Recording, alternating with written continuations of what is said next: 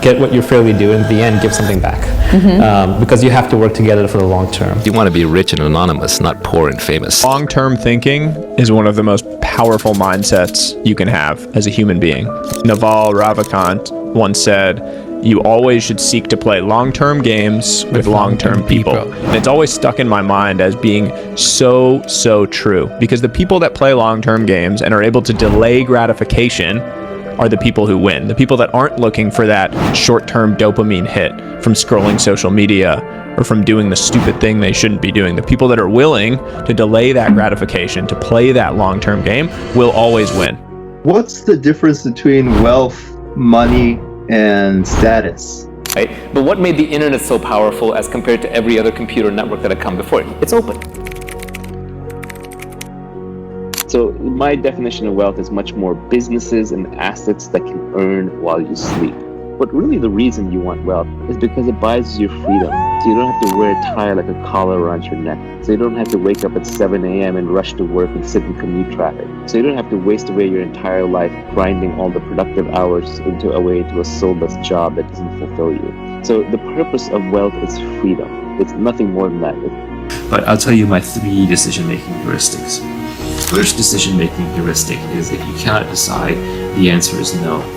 Only say yes when you are pretty certain. You're never going to be absolutely certain, but you're going to be very positive.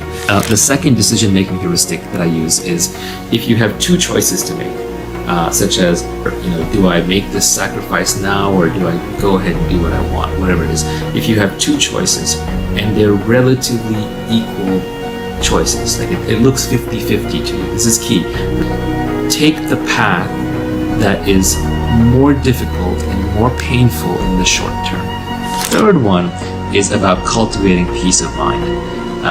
And peace of mind is very important because it is the precursor to happiness.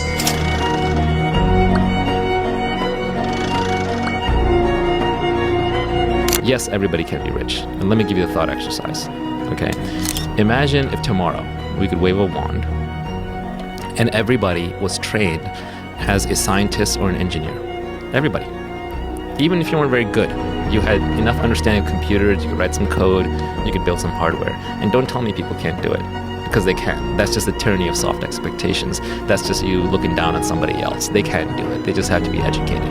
Now, if they're educated all as hardware, software engineers, scientists, biologists, technicians, hard sciences, not the social sciences, we would all be done within 5 years. Robots would be doing everything from cleaning toilets to cooking food to flying airplanes to driving Ubers.